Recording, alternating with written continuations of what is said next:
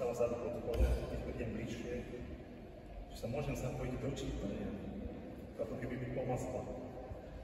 Ja som sa ocitol vpredu. A už to išlo. Čítanie zambóny, obuchovanie po prepoštrovaní a sledoval množstvo stretí s prvopríjmajúcimi, s birmovancami, biblické stredka, spevokol, spoločné upratovanie kostola, množstvo adorácií a ružencov, ale aj výlety, púte, akcie v centre voľného času, ministrantské splavy aj nácviky pred veľkými sviatostami. A všade ste boli vy, milí modranskí farníci.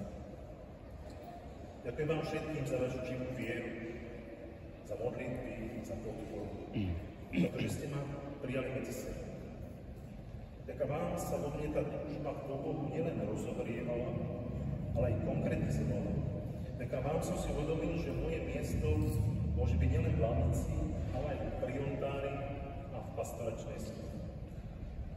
Z tohto miesta chcem tiež pozdraviť pána Pára Mišíka, ktorý tu dnes s nami nemôže byť, ale včera sa veľmi tešil za jeho príklad, svedectvo, trpezlivosť slobodou. Modlite sa aj naďalej za príklady kňazov, ktorí vedia inšpirovať a povzbudiť svojim osobným svedectvom. Ďakujem aj sestrám Uršulinkám, ich obetavej službe a radostnému a vytrvalému prežívaniu zasveteného života. Veľmi ďakujem najmä sestre Ulrike, ktorá tiež tu nie je, ale včera bola, veľmi sa tešila, ktorá ma tak svojím spôsobom tak trochu nasmerovala k jezuitom. Povedala mi, poď sa pozrieť na duchovné cvičenia, oni robia také veci, môžete tu pomôcť, to rozlišovanie. No išiel som a vidíte, padlo to celkom dobre. Do kyticu teda dávam pánu farárovi ako reprezentantovi tejto farnosti, ale je to symbol vďaky celej modranskej farnosti, je pre vás, pre všetkých.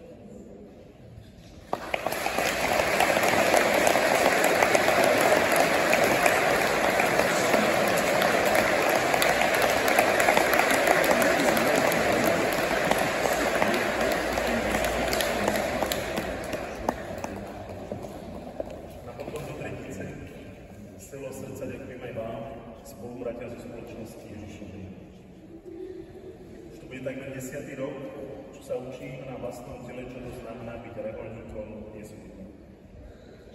Som reholnú kurcom začal po viciate v Žumberku, prvé kroky, spoznávanie komunitného života, ale aj opusovanie osobnostných hrán. Nasledovali filozofické štúdia v Krakove, ja si poznám aj dnešného diakona Vojtecha, spolu sme bavili študovali filozofiu. Takisto slovanská spolupatričnosť, silná praktická spoločnosť, ale aj dôraz na premýšľanie, hľadanie kritickej disciplíny. Skôr pastoračná prax, tzv. magisterka, bola v Bratislave, tiež komunitný život u Srúkru, stredka s mladými, vtedy to bolo akorát covidové obdobie, čiže boli sme troška online, ale aj offline, je to kombinované. Potom teológia v Ríme. Školastika v samom centre jezuitskej histórie Del Gesù. Veľká medzinárodná komunita a štúdia na slávnej Gregoriáne mi otvorili široké horizonty, história tesaná do kameňa. Jezuitská identita nasávaná na každom kroku. Ako vidíte, väčšina formácií prebieha v zahraničí, ale nebol som od vás prezident. Ja je spolupračujem. Tak mi to čas dovolila hlavne cez leto, rád som sa zastavil v našich domoch rozptýlených po celom Slovensku. Spoznať a pozbudiť sa, jemne pridať dielu, jednoducho byť spolu a načúvať vám. A v súčasnosti je to Madrid, kráľovské Španielsko, krajina duchovných koreňov svätého Ignáca, kde sa bohatá história spoločnosti Ježišovej prelína s dynamickou súčasnosťou. Sa ponáram do štúdia spirituálnej teológie, kde sa ignaciánska spiritualita rozvíja nielen ako metóda, ale ako spôsob bytia, cesta rozlišovania, vnútornej slobody a úplného zamerania na Krista. Čím viac ju spoznávam, tým jasnejšie cítim jej úžasnú silu. Vieme premieňať srdce a roznecovať túžbu, hľadať a nachádzať Božiu vôľu v živote. Formácia jezivity je teda to, ale práve cez rôzne experimenty, skúšky, modlitby a vzájomnosť sa človek začlenuje do jednotného tela, ktoré má svoje apoštolské poslanie. Jaská vysviacka je jedným z milníkov, avšak tým sa nič nekončí. Práve naopak. Je to skôr jeden z nástrojov božskej štedrosti a zároveň príležitosť na nový začiatok. Ísť sa vyviac tajomné mánis. Ďakujem vám, drahí spolubratia, že ste ma prijali, že ste ma sprevádzali a že ste boli a ste stále spolu s vami početné zástupy svätých a blahoslavených spoločností, veľkých majstrov, učiteľov a Ježišových následov. Verím, že sa budeme aj naďalej vzájomne inšpirovať a podporovať v našom bratskom a apostolskom povolaní. Osobitne ďakujem dnešnému slávnostnému kazateľovi, náš spolubrat Peter Hufka, ktorý už 2 roky učí na Pápežskom východnom inštitúte spirituality, čo volá aj cítenie z tej krásnej hlbokej kázne.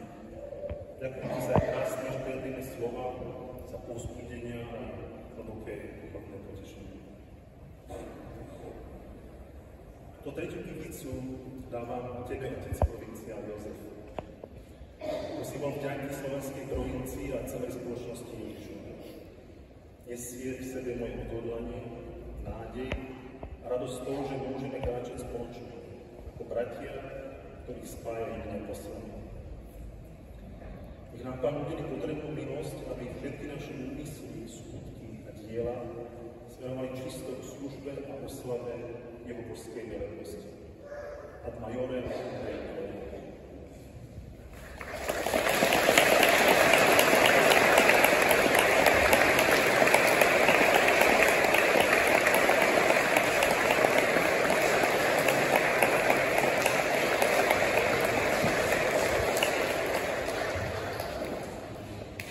No, Matej, tak všetky kytice si už rozdal. Ďakujeme za všetky, ale jedna ostala aj pre teba, našťastie.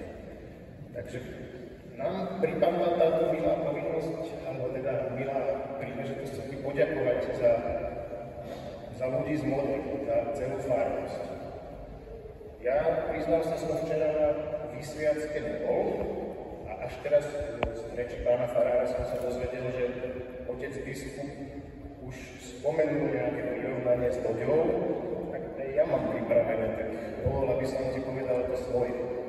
No, keď ma oslovili, že by sme sa mali ti prihovoriť, tak som ti maloval do toho obrazák týchto dňoch a strašne veľa vecí ma napadlo, čo by som ti chcel povedať.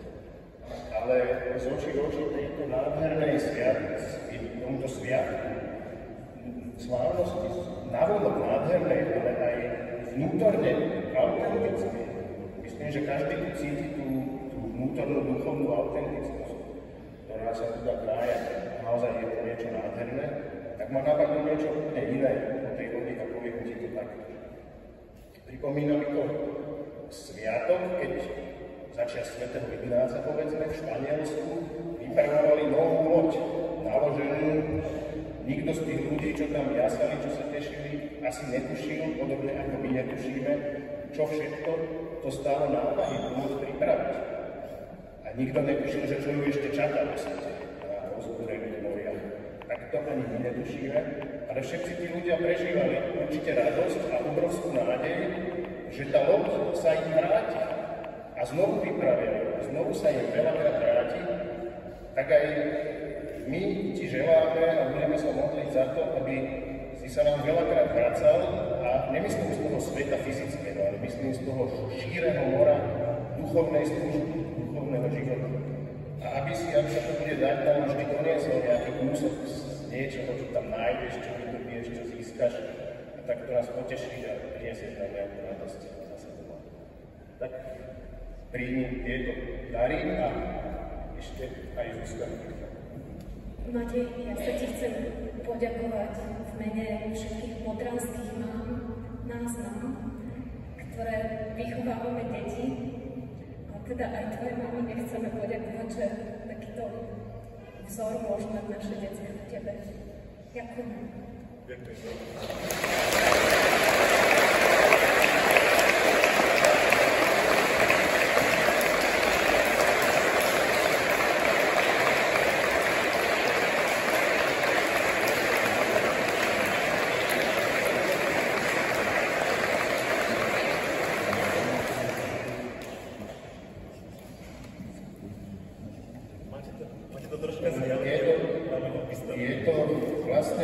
svätý Ignác v modre vo Vinohradoch a je to myslené ako taký obraz do kufra. Teraz je to v ráme len preto, že je to čerstvé, aby sa to nezachytalo, ale je to myslené tak, že je to malý obrázok, ktorý kedykoľvek môžeš spaliť do batožiny a mať pri sebe, keď chceš.